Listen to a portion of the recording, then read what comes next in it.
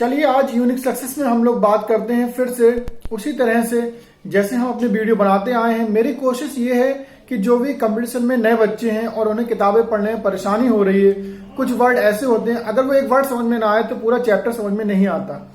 तो मैं वही छोटी छोटी चीजें आपके सामने लेके आ रहा हूं जो आपकी मदद करें। अब अगर आप अर्थव्यवस्था पढ़ते हैं या किसी एग्जाम में बैठते हैं तब आपको ये चीजें देखने को मिलेंगी। अर्थव्यवस्था के कई क्षेत्र बांटे गए हैं। जैसे अर्थव्यवस्था के अंदर 3 क्षेत्र जो हैं वो बहुत मेन माने जाते हैं। जैसे नंबर 1 प्राथमिक क्षेत्र, नंबर 2 द्वितीयक क्षेत्र और तृतीयक क्षेत्र। तो इनमें बस हम इनके सब्जेक्ट याद कर लें कि इनके अंदर क्या क्या आता है। बस वो एग्जाम में यही पूछता है। जैसे आपसे पूछेगा कि जो मछली पालन है वो अर्थव्यवस्था के कौन से क्षेत्र में आता है, तो अगर आपको पता होगा आप लगा देंगे। वो आपसे पूछेगा परिवहन या संचार जो है वो कौन से क्षेत्र में आता है, अगर आपको ये पता होगा तो आप लगा देंगे। मतलब ये अगर आपको जानकारी है तो ये एरिया बहुत ज्यादा सरल है, और नहीं है तो आप कहोगे पता नहीं अर्थव्यवस्था का कौन सा चैप्टर था, पता नहीं उसने क्या पूछ लिया।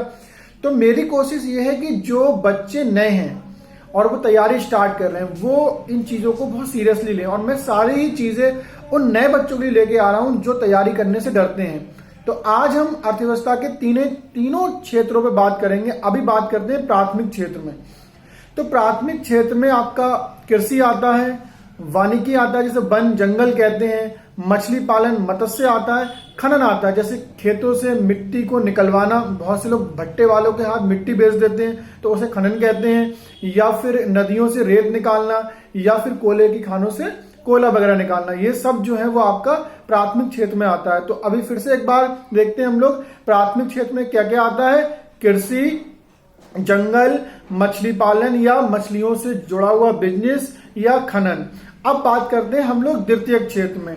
तो जो द्वितीयक क्षेत्र है उसमें आता है निर्माण, जैसे आपकी बिल्डिंगें बनना, पुल बनना, और सार्वजनिक काम होना, निजी कामों की बिल्डिंगें बनना।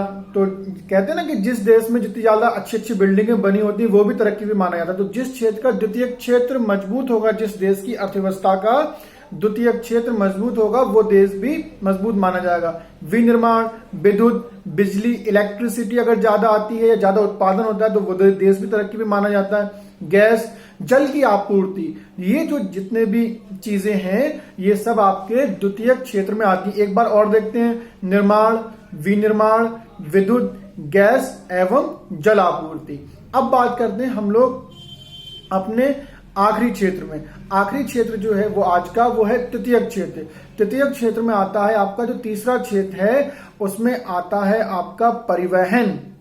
यानी आप ये तुक्का लगाइए जितनी भी सेवाएं हैं जो आप कर सकते हैं लेकिन आपको वो सेवा चाहिए। जैसे आप 5 किलोमीटर पैदल चल सकते हैं, कोई पैसा नहीं देंगे, लेकिन आपने ऑटो किया या बस की, आप जल्दी पहुंच गए, आपका जिस्म कम थका या पैसा नहीं गया, तो ये कहते, और इसके बदले आपका किसी ने कोई काम कर दिया तो वो सेवा कहलाती है। जिस देश का सेवा क्षेत्र आजकल जितना मजबूत है उस देश को उतना ही ज्यादा विकसित और तरक्की वाला माना जाता है, और जिस देश का प्राथमिक क्षेत्र ज्यादा फैला हुआ और ज्यादा मजबूत है वो देश विकासशील या फिर गरीब कहलाता है। तो आजकल जो देश हैं वो अपने सेवा क्षेत्र पे ज्यादा ध्यान दे रहे हैं, और सेवा क्षेत्र के अंदर क्या क्या आता है देखिए। जैसे हमें दिल्ली जाना है तो आप दिल्ली 1 महीने या जो भी आपका टाइम लगता है पैदल आप जा सकते हैं, लेकिन आपने सेवा ली, आप जल्दी पहुंचे और अपने जिस्म को कम थकाया और अपना वक्त बचाया। ये सब सेवा है। तो जो परिवहन है, बस है, रेल है,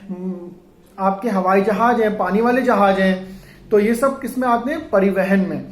तो ये सेवा क्षेत्र में आया। संचार, हम अपनी बात जो है वो यहां बैठे बैठे हमें किसी अदर कंट्री भेजना है, जैसे अरब कंट्री भेजना है या फिर चीन भेजना है, तो हम किसी से संदेशा कहलवा के भेजें या खुद लेके जाएं तो उसमें पैसे खर्च नहीं होंगे, टाइम बहुत लगेगा। लेकिन हम किसी के द्वारा भेजें, कि सवारी के द्वारा भेजें या फिर कॉल करें, मोबाइल का यूज करें या फिर किसी भी ऐसे माध्यम से भेजें, ये कहलाता है आपका सेवा क्षेत्र। तो जल्दी पहुंचेगा और आपका वक्त बचेगा और पैसा भी कम खर्च होगा।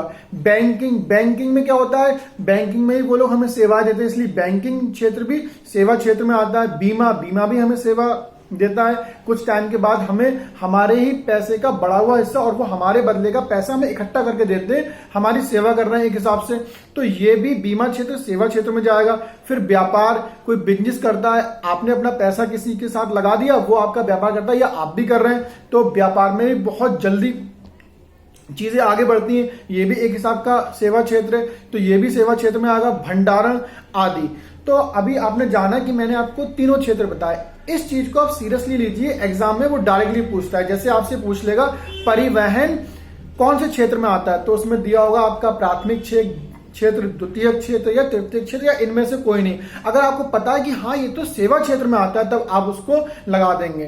तो मुझे यकीन है कि आपको आज का क्लास अच्छा लगा होगा। मैं बहुत ही छोटी वीडियो बनाता हूं बस इसलिए कि जो किताबें पढ़ते हुए आपकी समझ में नहीं आता, मैं उन चीजों को समझा सकूं। अगर आपको ये अच्छा लगे तो इसको ज्यादा से ज्यादा शेयर करें अपने उन दोस्तों के पास जो तैयारी से डरते हैं या फिर वो किसी वजह से तैयारी करके आगे तरक्की नहीं कर पा रहे, उन्हें किताबें समझ में नहीं आती। खुद करिए, खुद पढ़िए और सेल्फ स्टडी करिए, आप बहुत आगे तक जा सकते हैं। तो अगर आपको ये सब अच्छा लगे तो आप लाइक करें और सब्सक्राइब करें।